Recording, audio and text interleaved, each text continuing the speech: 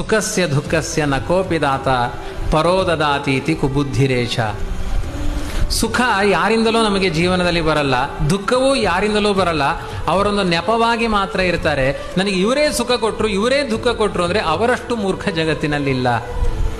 ನಮ್ಮ ಕರ್ಮದ ಗತಿಗನುಗುಣವಾಗಿ ಸುಖ ದುಃಖಗಳು ಒದಗಿ ಬರುತ್ತೆ.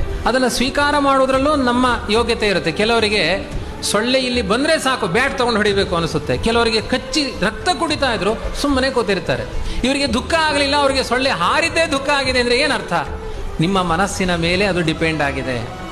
ಮನಃಪರಂ ಕಾರಣ ಮಾಮನಂತಿ ಸಂಸಾರ ಚಕ್ರಂ ಪರಿವರ್ತಯೇತ್ತತ್.